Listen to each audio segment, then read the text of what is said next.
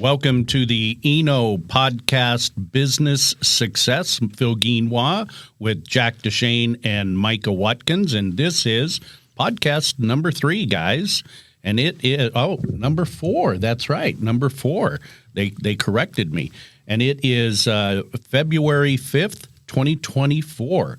So, guys, we had a phenomenal weekend together with a group of individuals that just really had some powerful breakthroughs this weekend. So let's have a conversation about that. And Jack, I'm going to kind of pop it over to you because it's our second course. Level 2 as we call it, but the actual name of the course is Breakthrough. Yeah. Well, if we're going to just talk about that weekend, so it would be the first level 2 breakthrough under the ENO umbrella, where we have ENO members, and of course, there's always the public. Anybody's welcome to come in.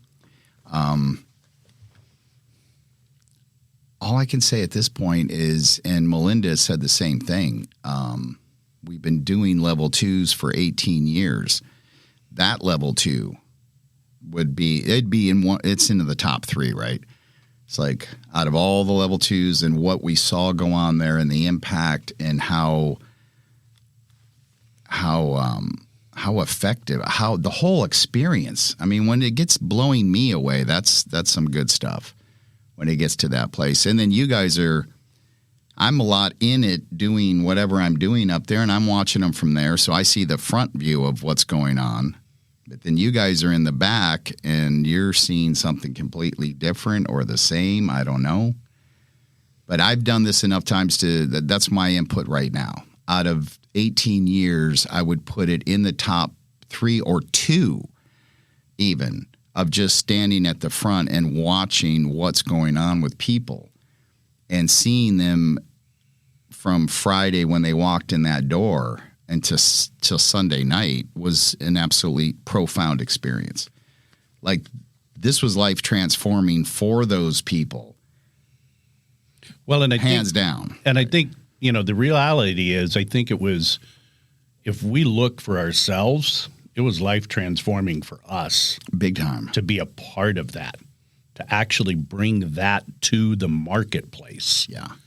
With our members and to people that general public that weren't a part of our, networking organization, and I think for me, Jack, I'd say you get it from one view, being at the front of the room and facilitating and leading that course. I think for Micah and I, at least for myself, I get it with both views because I know what it's like to be in the front of the room. Yeah. And I can see it from my view back here, and I can also see it from your view at the front. And part of what I do is when I'm in the back of the room, I'm generating you at the front of the room. So it's kind of like I get to see both sides of the coin at the exact same time without turning the coin over. How about you, Micah? Yeah, absolutely. I mean, it's called Breakthrough for a reason. Yeah. And watch the transition, right? The journey from Friday night to Sunday was absolutely impactful. And there's always a part that I learn every single time I'm in the back of the room watching the people go through it, right? And you're able to pour, whatever value you can bring to them. And there's parts where I stand up in the front of the room and you can see it and you can see their faces. At the same time, though, when I'm in the back and you're looking at this person over here might be doing something completely different and having a reaction that you're not seeing because you're focused over here and, engaging and having eye contact with that person. And then this person over here, you might have said something that resonated and hit, and you can see their shift. Just a little whoop, of the body shift, and that's where you're like, oh, that person, that moment resonated with that person, and you can see it because you get more of a full view from the backside and seeing, how their body language is. And how much does body language fold into everything that we do? It's absolutely everything. Yeah, it's what, 57, 60 some odd % of how we communicate? Yeah, how we communicate. And what are you really seeing, though, when you're seeing the body language? What are you actually seeing? Well, I can tell you that, I saw several people throughout the weekend. One of the biggest indicators is like they were leaning in, right? And, we all say lean into something, right? And I could see people like they were leaning in, and you knew like, oh, that's impacting them. And then I think from the back of the room, too, one of the things that we probably get to experience being in the back of the room, Jack, that maybe you don't quite as much. And even though you're very in tune to it, because you're focusing on that individual, that you might be talking to at the time, I think we actually feel the energy of the people and the room in a different way than possibly you do, because you're up at the front engaging with that, and you're focused on that, and bringing out what there is for that individual or whatever. And we get to experience the energy of the whole, right? Not only the individual, but the energy of the whole. Yeah. And the body language too. Again, you see the shift, or some, the biggest tell a lot of the times is when somebody goes, oh, they get that, they have that sigh moment, and it's the look up and the to the back, and they're like, the light bulb is on. It's almost like they're looking up. Oh, there's the light bulb. Ding. Yeah. They get it, and they have that. Oh man, like, oh, I didn't see that. However, it's like the second you say something, and again, like you're talking to this person, you're engaging over here, and this person over here, boom, they're like, oh, and it's easy to miss. I know every time I'm in the front of the room, you're scanning, and you're interlocking with people, making eye contact, and you're scanning the room, and you don't see everything. Oh yeah. It's easy to miss, especially when you're also focused on the content that you're presenting, to make sure that it's relevant and that you're not getting off course and, going over here and there, now you're confusing people, all that stuff. And what is the body language really telling you? So I think that, like one of the things that I saw in this particular with body language is I saw a lot of what Micah just described, right? Like that light bulb minute, the popcorn all popping at the same time, like pop, pop, whoa, they got it, right? I think the other thing that I saw in the body language of this weekend is everybody in that room, you could visibly see it throughout the weekend, and it was a progression of relaxation, of not like relaxing to go to sleep, but like a relax of, oh my God, the weight has disappeared. It's slid off my back and my shoulders, and they could be them. And when that happened, then you saw a difference in their facial look, the relaxing of the muscles. They just were more vibrant and alive. They were definitely more alive by the end, like way more alive. And the body language is telling you what they're experiencing, because the body language is nothing more than the mind manifesting itself in the physical form. So when I'm up there, that's the whole thing.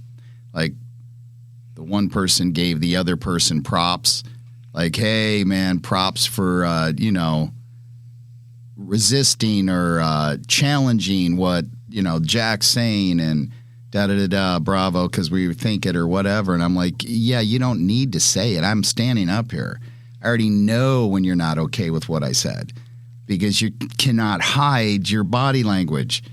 I can see it in your face. Sometimes you'll actually even shake your head no, yet you will not open your mouth. So you're acknowledging her for actually taking what was in the mind and actually blurting it out into language at us.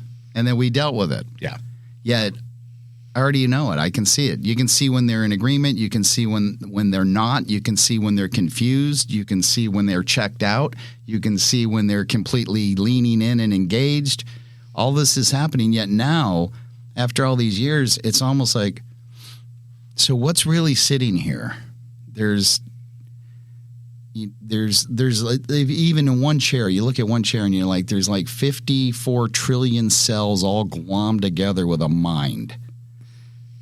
And the mind reflects in that physical body. So if you it's really not that difficult. I mean, in sales and all that, this is simple stuff. Yet we talk body language, but if you get down to know what you're talking about is the mind reflecting to you what it's thinking right now, your sales will go way up. Because I know salespeople who will keep talking when they've checked out, so they're not keen on, I don't know, he just seemed like a boring person. No, he wasn't a boring person. His mind was letting you know, dude, I'm checking out. You don't have me anymore. I'm in the self-checkout lane at the store. Yeah, I'm already gone, buddy. So to me, that's where the body language is really just telling me this is what their mind is experiencing right now based on the information that they're receiving or the experience that they're going through right now. Yeah. Absolutely. So, Jack, how many of these breakthrough level 2 courses do you think you've facilitated over the last 18 plus years? Yeah, they're approximately 6 a year for those. So you're talking 120 plus, 150-ish? I don't even have 6 times 10 calculator would be, in here right 6 now. Times 10 would be that's 60. And then okay, that's where I was lost. I'm like, 6 times, is that high? Yeah, it is. So probably 150-ish. Yeah, probably somewhere in that area. And I remember, was it the not the first one? Well, you remember the first one. Well, yeah, I do remember the first one. That's where they came to that moment of a decision in the first one, whether to move forward or just stop everything. And the gentleman that helped me actually get everything going and all that, he had never done that particular, so I had him do the whole thing. And he was the one in there attempting to get him to shut her down. And I found it out. I'm like, what are you doing in there? And he, that one was awesome. The second one, when did that switch? Oh, I don't know. I almost didn't want to do another one. It was weird. Like I was going with my buddy Sam Farr for the lunches and everything. He was in there, that Sam Farr guy from Nevada Crystal Premium. And this was just a tough crowd. They were just in a bad mood and they were just bitching and doing this and everything. And we went to lunch on Saturday and I was like, you know what? I don't know if I want to do these. This is like lame. And then we came back in Saturday and they were still in their little mood. I forgot. Yeah, like it started out with one person in the level 2 and there was a staff person. And it started out with the person in the level 2 started the whole thing out by going, before we even start, I have a resentment on that person. And I was like, what? And it was all about, I don't know, some wanting a date or something. It was lame. And I was just like, whatever. And I clear that whole mess up. And then this other lady, I owned the Vegas Dog magazine at the time. So then this other lady who was a realtor, she's like, well, I have a resentment against you. So I'm like, So what had happened is my first issue of the Vegas Dog came out. And I had hired somebody to put it together. So she was doing the graphic layout. Well, she also happened to have a real estate license. No big deal.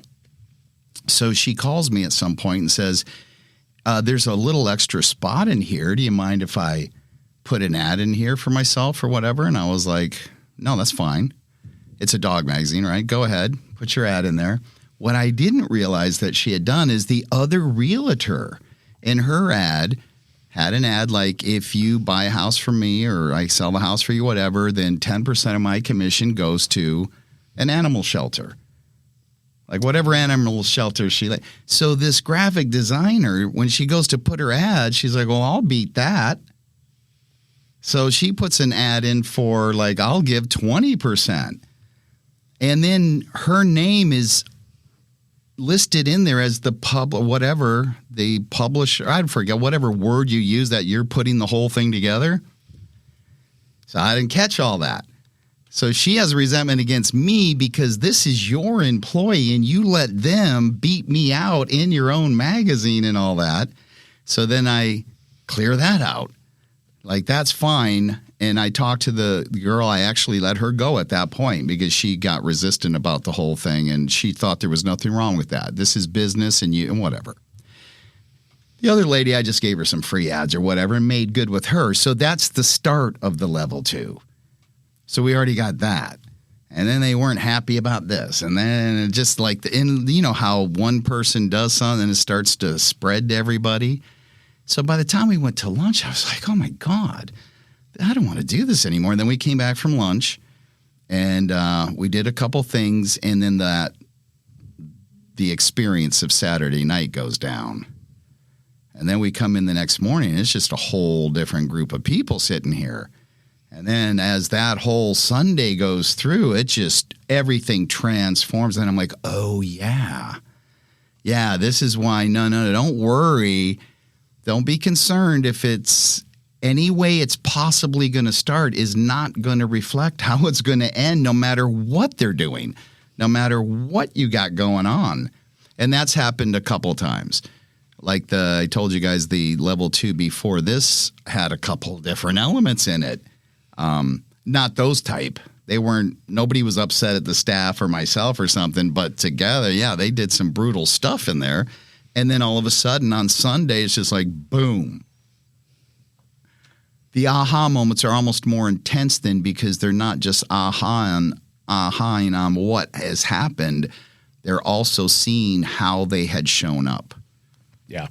And also understanding that I don't just show up here like this. I show up in my life like this. And there is a huge cost sometimes when we're showing up certain ways in life, right? Well, that's the biggest part. That's the biggest impact of doing all of this in the first place. Yeah. It's like, how are you showing up in the world? How are you showing up for your family? How are you showing up for your clients, your business partners, all of that? How are you showing up for strangers on the street?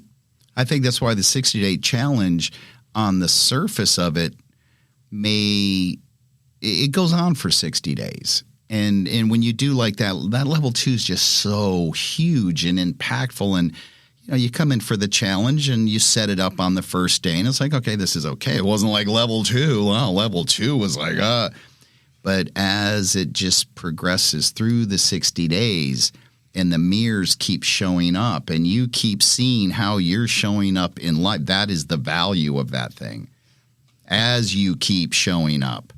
Because you're not just, when we're showing up in life without any feedback, without other people really, you just show up and whoever you show up for, whatever you're doing with them, you might be the ass, you might be the nice guy, whatever you're doing, you got your little people and they're hanging out with you. No problem. But when you get into an environment where there's other people and you're interacting with them, then the showing up starts to reflect back at you. Like, as you throw a little tantrum to your coach, like I did that one night when I did this 22 years ago. I'm flying around like everything's fine. And then I finally break down because I had been showing up fake.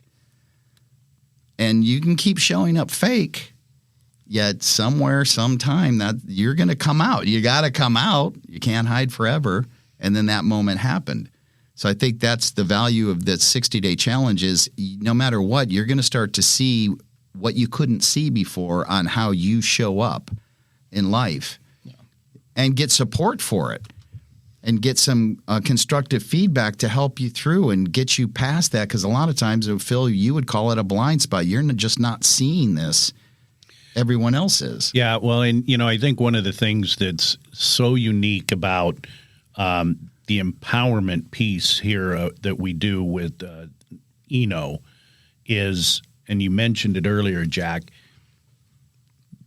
you have a great gift of just sharing with people, just this is your mirror, right?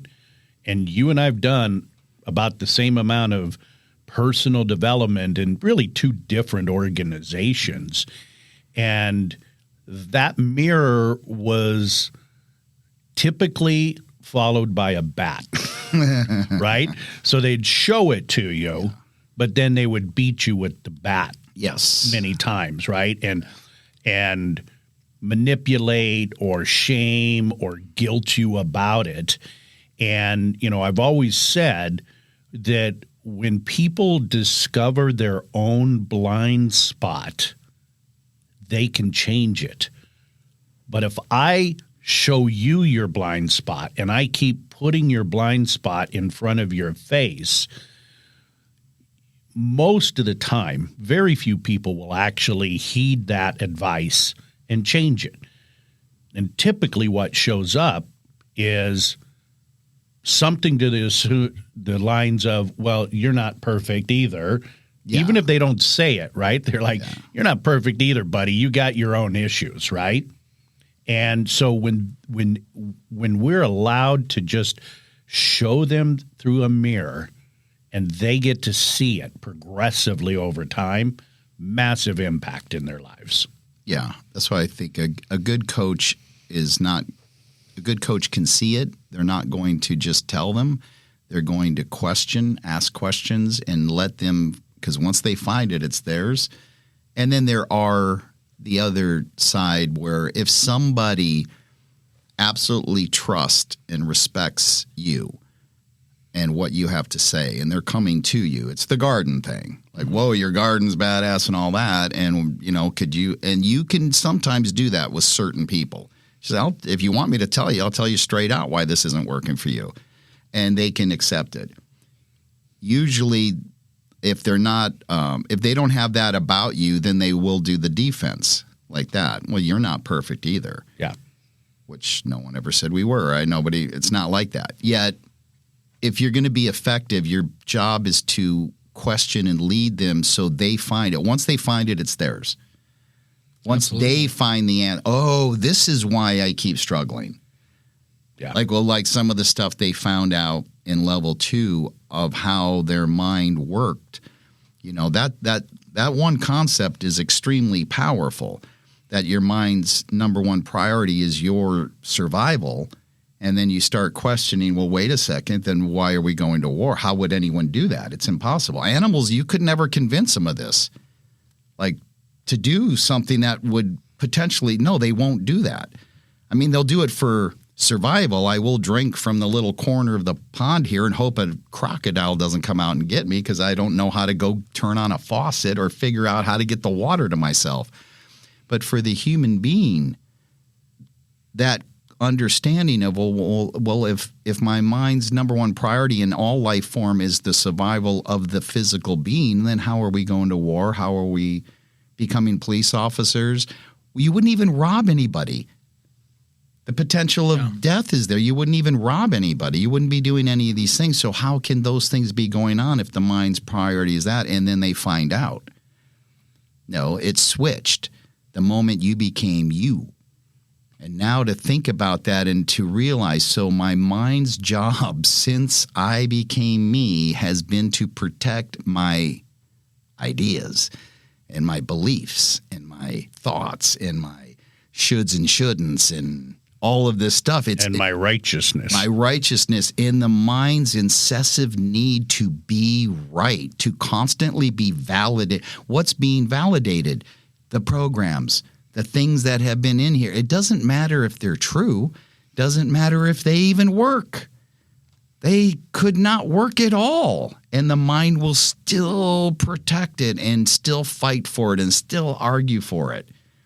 even to the demise of their own family, friends, success, health, all of it. Well, actually, I was just thinking as you were saying that, we actually had that in this course this weekend. Somebody who was, he had a situation that had happened years before being in the course this weekend. However, in the course, he stood up and said, I was Mr. Right. Yes. Very powerful, very successful human being in what he did. And, he paid price for it, not only in his physical and in his business and career.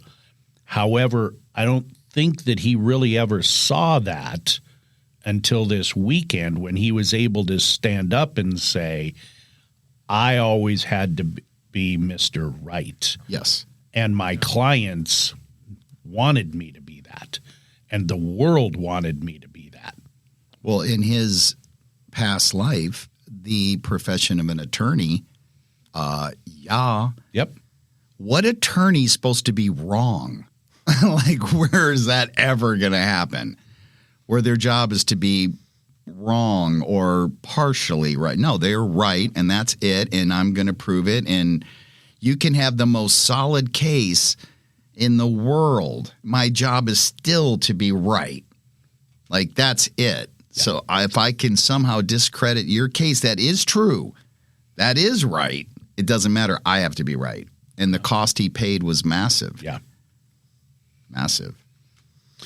Well, like this weekend, like what we're talking about, I shared some stuff with the group and, my own experience too. And one of the things that I mentioned to them was, would I even be sitting here with you guys had I not gone through that experience? Right. And the answer is probably no. I would not be sitting here with you guys as a partner with you in this space had I not gone through it and not experienced that and then realized that about myself to just see what's possible in the world. And some of it's amazing. We hold so closely to these things that, this is working for me. It's working for me. It's working for me. And then you're shown something and you're like, oh, wait a second. I don't know that that's really working for me. Yeah. What's possible? What's possible if I let that go and try and attempt to do something different, right? And then there's something to be said about possibilities. Possibility. And a mind stuck in the need to be right is going to shut off possibility. It won't allow the possibility in. Like, I used to be afraid to be wrong because I had a program that you're stupid or it's humiliating or whatever. So I remember being in arguments sometimes with people where I knew I was wrong, yet I'm not stopping. I've had people walk away from, whatever, dude, like whatever. And I didn't care. My ego was, well, fine, at least you walked away and I'm still right here somehow. And I learned, if you want to be right, it's easy. Go find people who believe what you believe. And you'll be right all day long, even if all of you are full of shit and wrong. You'll still be right. Just go find them. There's no power in it. Being wrong or incorrect in actually embracing that does what? What is it going to do for a person? So if I find out I'm wrong and I have no program of looking good or I'm stupid or any of that, but I find out I'm wrong. Like a good example, there was a level 1, I believe, going on, and I went to make a point, and I think I used the incorrect word. So Sybil, there was a movie. You remember she had 16 different personalities. So there's a word for that. I'm still right now not thinking of it. Multiple personality. It would probably just be something similar like that. And I think I used schizophrenic, which would be different. Absolutely. Yeah. And I used that and I said it. And there was a woman sitting there. And the next morning when she came in, she had a folder, a vanilla folder. And she came up to me on the side and she said, I just wanted to show you something. And she opened it and she said, okay, so what you were describing yesterday was actually this, yet you use this word, and that's not the correct term. That means this. So I looked at her and I said, wow, thank you. And then when the training started, that was the first thing I brought up. I said, bring me that folder. And I told everybody what she had just done. And I said, I was incorrect. I was wrong last night. And I thanked her and said, what you've done is you've now made me more effective. You've now helped me. So what I learned was, no, to be wrong is awesome. You're going to grow. You're going to advance. You're going to expand now because you found out you were incorrect or wrong about something, and now you've corrected that. So it's totally different reality. So being stuck in I need to be right is going to close all that off. Yeah. So, Micah, you mentioned something that, you had shared with the group, and you mentioned like holding on so tight, and there's an analogy out there when you're like climbing a rope or things like that, the tighter you grasp the rope, the harder it is for you to actually climb, right? Mm-hmm. Same thing in golf, right? And I'm not a huge golfer, but it's not death grip on the club, right? So with that analogy, since you have transitioned and done the training, has life gotten easier or harder for you?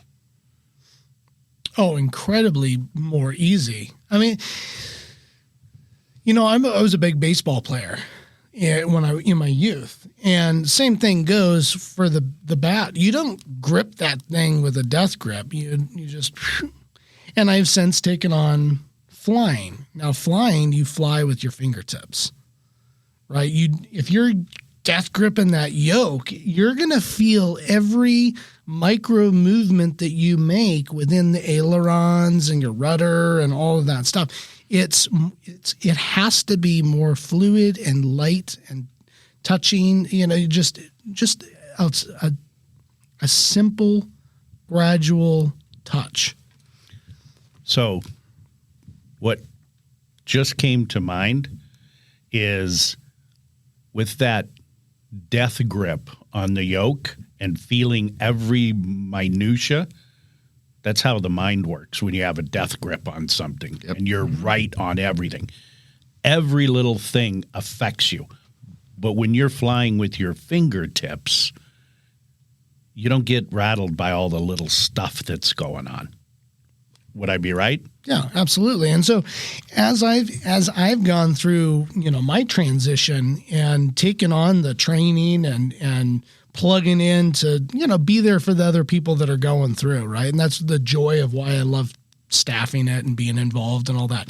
As I grow each weekend we do these, I've noticed the conversations when I'm out doing whatever it is that I'm doing, right? Meeting with, potential clients, or we're talking to potential new members within ENO and all that. It's easier to have the conversations of, hey, this is what we're doing. This is what we're about. And allowing people, just giving them the space to make their own decisions and peek in and really what I say a lot of the times is come hang out with us and see if it's a right fit for you. That approach, that was not who I was or how I was operating 4 years ago.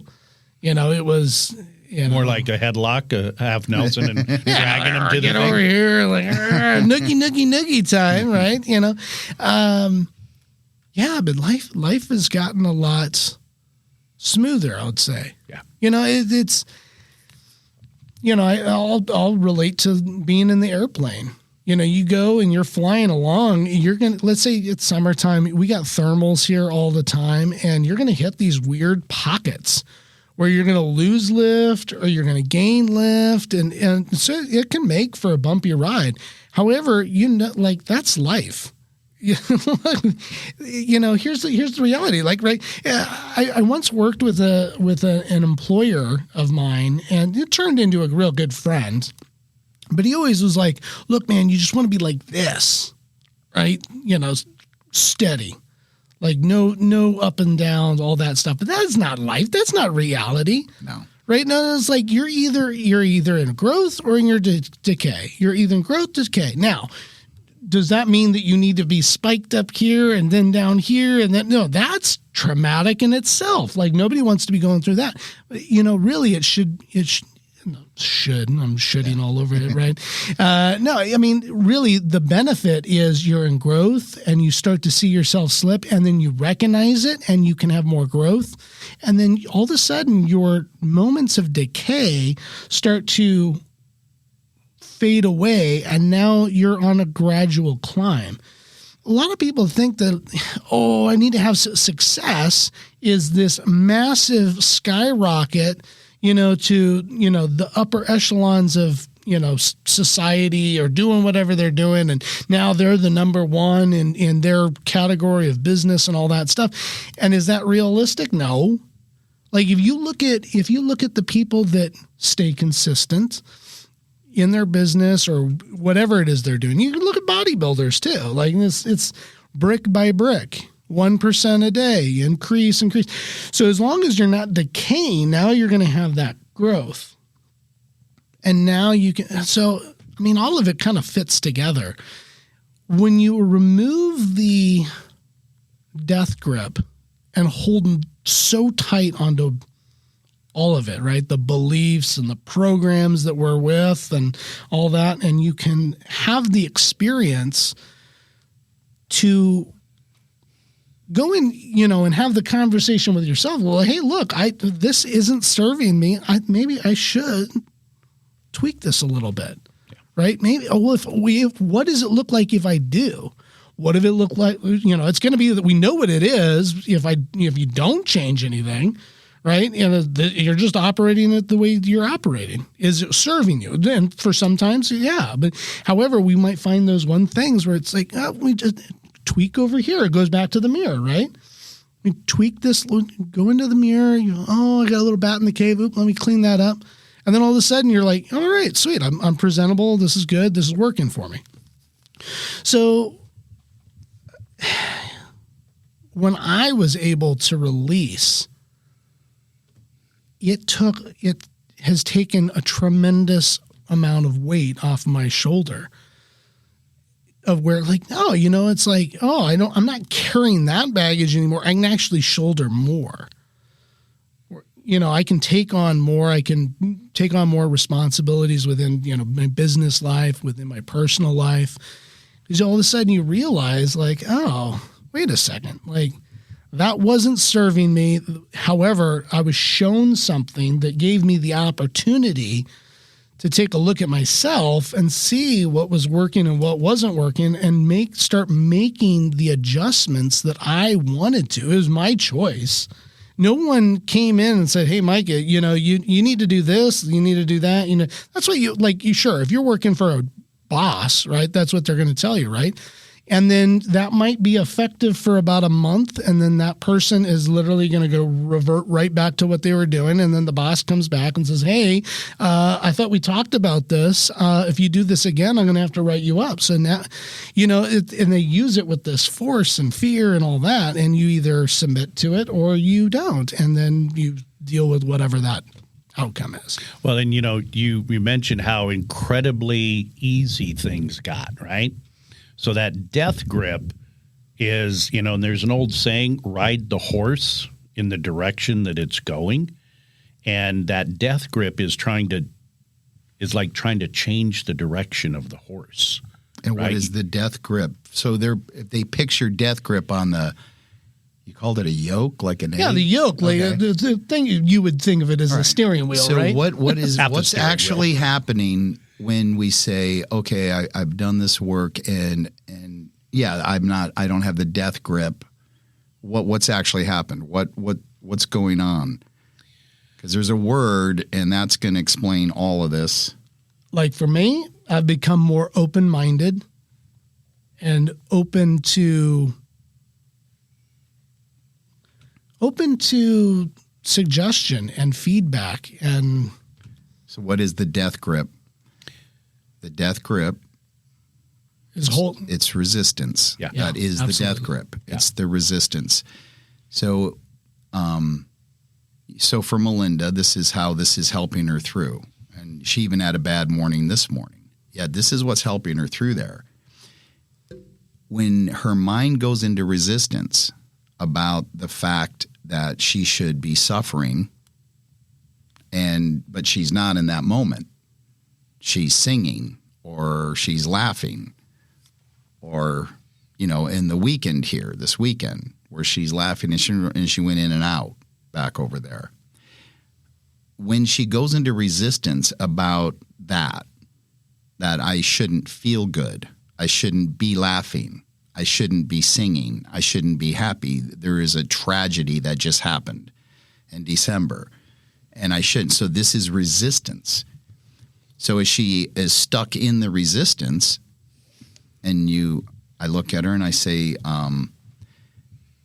instead of the resistance here, the guilt, all of that stuff, why isn't it okay to be authentic? Why isn't it okay to just let the horse go where it's going? And right now it's sad. Yeah, it's called flow. Yeah, flow, like the flow. Yeah. Right now, the horse is sad. It's sad. You're sad right now. Be sad. Just be sad. Something did happen, so be sad. And then 2 hours later, you're not. You're okay. We're eating, you're laughing, we're fun. And then all of a sudden, this resistance comes in. This guilt comes in and says, this is wrong. You shouldn't be doing it. It's the resistance. That was what really happened through all the work for me, is the resistance to life itself stopped. And then it allowed me to just be authentic. Like, it's okay. Whatever. Make mistakes, this, that, have a good time, go up, because life is going to go up and down. But why wouldn't I just flow with it? So, like, there was a woman in there from Prescott, and she was in a lot of resistance about the fact that she was a harsh bitch. And that's what she termed it. Well, my problem is I'm a harsh bitch. And then I told her, what's the problem? I mean, what is the problem? You're a harsh bitch. Awesome. Just be a harsh bitch. She's like, well, how can I just accept this? I'm like, don't resist it. Don't resist it. Don't resist it, and you'll find if you quit resisting it, now you can do something about it. You'll never do anything about it as long as you stay in resistance of it. It's like an alcoholic. The second they quit believing they're an alcoholic and think they can take the drink, they're screwed. They're screwed. They're not accepting. The fact is you are. I mean, and even that, it's a label. Don't worry about the frickin' label. Do you have what the label's describing? Is your life out of control? Is it a mess? You're not able to quit drinking. Da-da-da-da-da-da. Don't worry. If that's the reality, don't resist it. The minute you quit resisting it, now you have choice. You can do something about it. So she embraced her harsh bitchness. Then she came back into level 2. So that was maybe a month or two later, and she said, I don't believe it. I just embraced it, and I stayed with it for like a week, and I realized it. And then all of a sudden, I just started going, well, yeah, I'm not doing that. I don't want to do that. Up until then, she couldn't get to that place because she was just beating herself up in resistance and to the fact that that's what she was. And that's when we explained, talked to her and was like, hey, look, you can be a harsh bitch here. It's fine. I mean, geez, look at what's going on out in the world. You can be a frickin' serial killer here. You might get caught and you have to pay all that. You can do whatever you'd like here. Don't worry about it. But at least quit resisting it.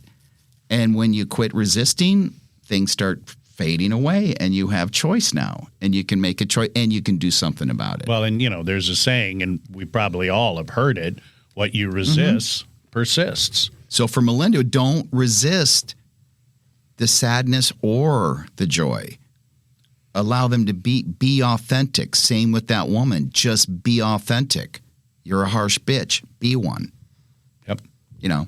Well, there's a tremendous amount of power in that. And that isn't the norm of what people are saying out there. So, nobody out there has been like, just embrace of who you are, even if it's a harsh bitch. What she did say was once she embraced it and accepted it, she started to understand why it was. She started to realize from childhood and things that went on, and her mother was one, and this, and then she's just living the same pattern, everything. So by accepting it, loving what is, Byron Katie, go get the book. Loving what is. Phenomenal book. Yeah, just accepting what is allowed her to create the space to say, okay, now that I realize what is and I accept that this is a part of me, now I create the space to decide whether I want to continue in it or not. Well, and I think, for her and for a lot of us, whatever that is, but for her, there's a time, she had probably grown to a place after that where there is a time that harsh bitch serves her well. She figured that out. But she was using it as a sword or a machete to cut everything. And now she realizes, oh, I can use that as a machete when I need it here. Yep. And I can use scissors to trim a bonsai when I need it over here. Right. Right? She had a spectrum of what she could do now, whereas before it was just a machete everywhere. Yeah. And that leaves dead bodies, so to speak. Yeah. But and that was the other part of it when we're, to deal with her on the harsh bitchness and being resistant to it was the fact that at some point there's a reason. There's a reason why it's there. I mean, it's always going to fall back to the mind, and it's wanting to protect, but no longer protect the physical form of her, but protect the identity of her. So that's why I was always amazed when girls would, you meet them, I'm a bitch and I'll admit it. I'd be like, see, I understand that. I will not date you because you're in it, you want it, and that's fine. That's what I mean. It's fine. And probably when they're saying it, and this was way back, I didn't hear this later in life from the, women. I'd go out with women or whatever. But yeah, back in the 20s and all that, they would do that stuff. I'm a bitch and I know it. And they proud, wearing it. Yeah. Well, they do that, yet then they could come into a place of life where they start finding, all right, first of all, why are you that way? And why are you so proud of it? Because their brain is going, this is protecting you. This is your power. You're powerful because of this. This makes you powerful. And then as life goes by, they probably start figuring out, no, it doesn't. Nobody wants to be around me, and they're calling me a bitch. So then they will start to investigate and go, okay, so it's no longer serving me, and perhaps change it at that point. So what's interesting is we think that's powerful, but that's actually forceful. That's all force. Yeah, and that's a whole nother conversation. So I think what we should do right now, guys, is, we've talked a lot about what level 2 is and what that looks like.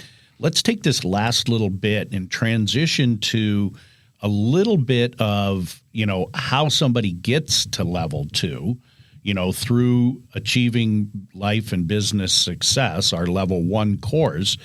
And then let's also talk about how all of this impacts business and networking, because that's what we're about, right? We are the empowerment networking organization. We bring personal development and business networking together, and there is no one else that does what we do. Exactly. So, Micah, you kind of went through this, right, with us, because you were a member 3.5, 4 years ago. How has it shown up for you in your business life? In the business life. And what have you seen with other members maybe too?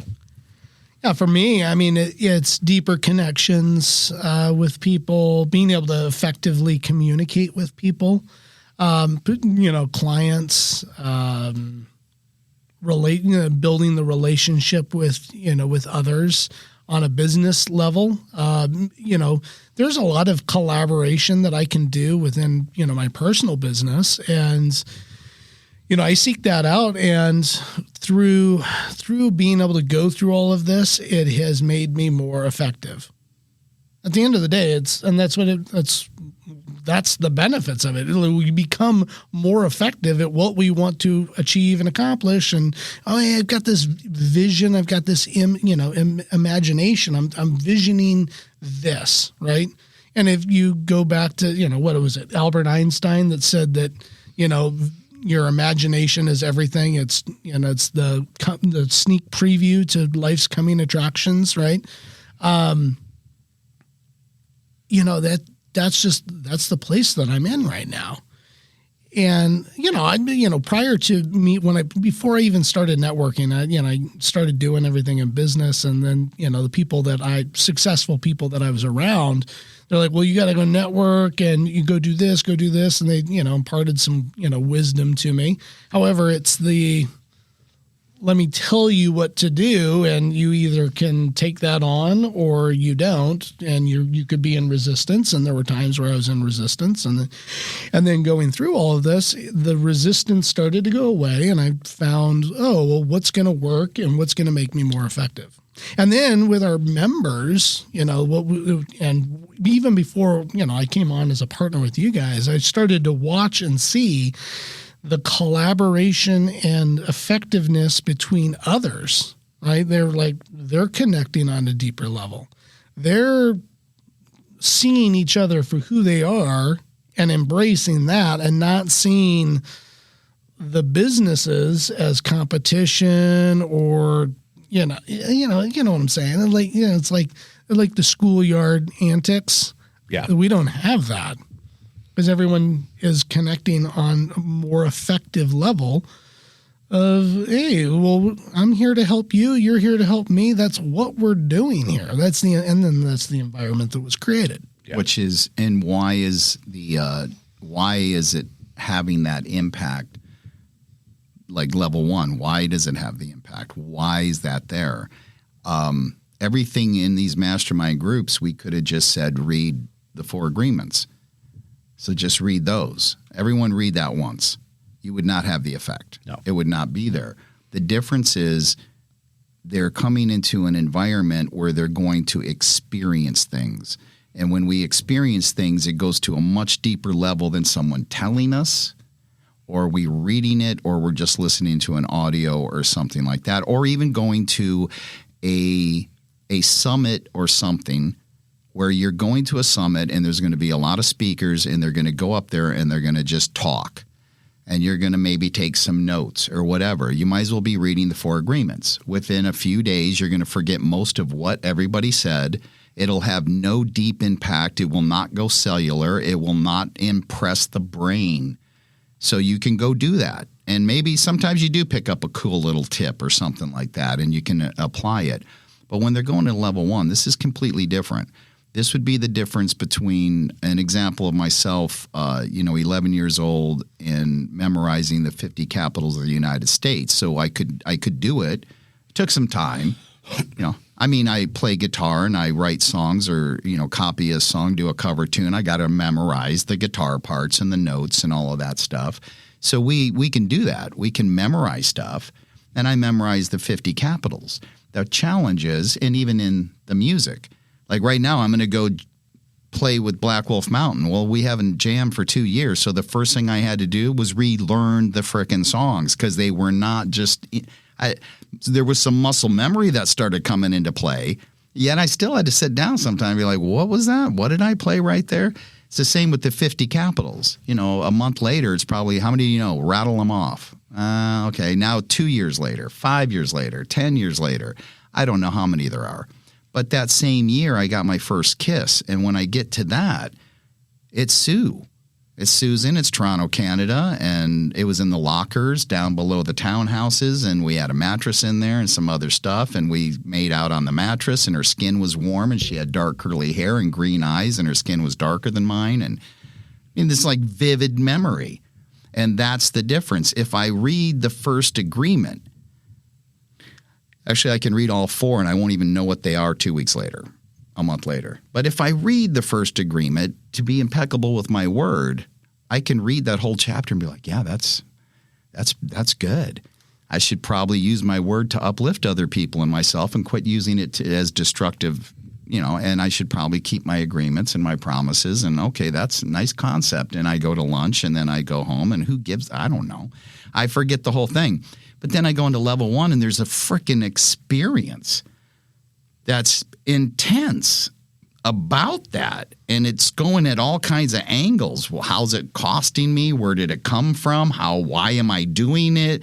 Way deeper. It's like the first kiss or memorizing that. And that is the power. So as they're learning their concepts and then applying them to business, it's not like reading, even Rich Dad, Poor Dad. Read it once. You think you're going to be rich? Read it once. You're not going to remember 90% of it within a month or so will be gone.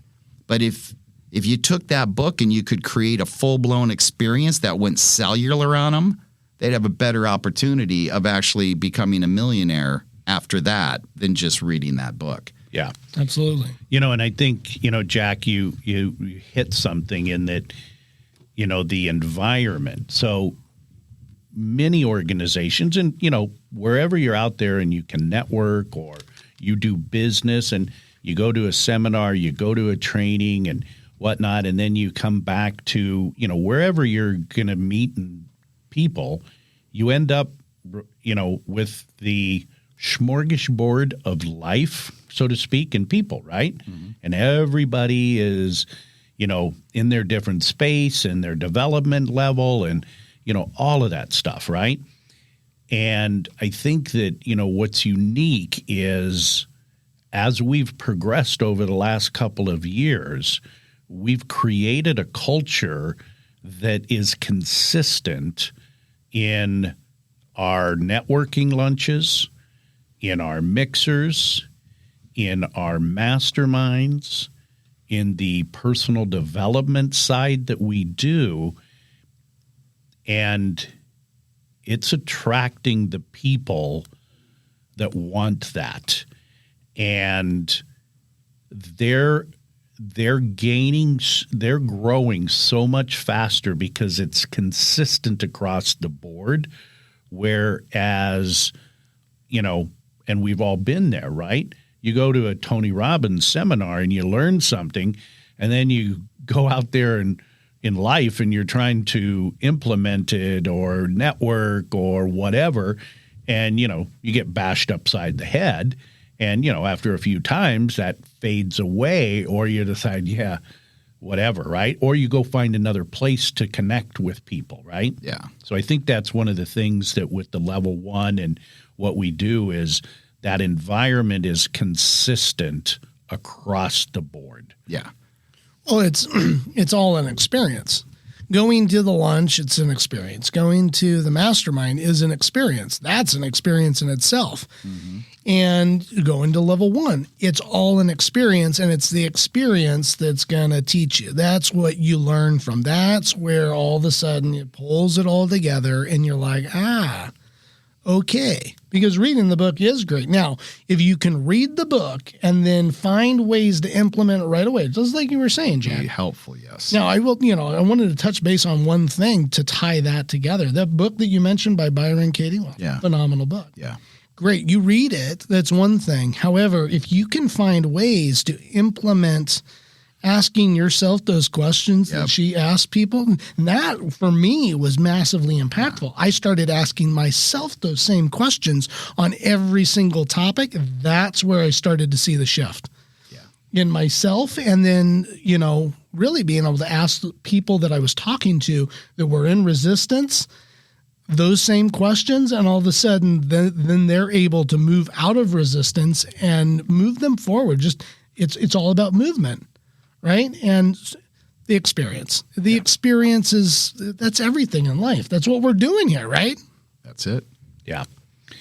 Well, guys, I think we've kind of wrapped up here today, and it was a phenomenal level 2 weekend. We had just an amazing group of individuals, and the the power that was in that room, and I'm talking true power, not force. Yeah. The growth of the individuals in that room and what's coming out of that for them in their lives and their businesses and the people around them is just absolutely exciting to see. I know for the three of us, that's what is out there. So thank you, folks, for those out there listening to the ENO Empowerment Business Success Podcast. And we will be back here next week. In fact, in a couple of weeks, we're going to actually start having our members come in and having these kind of conversations alongside members and their businesses. So look forward to that. You can find us at enosuccess.com and join us for a lunch, join us for a mixer, or come by and visit us at one of our mastermind groups. And that's it for us, guys. That's it. All right. See you next week. Later.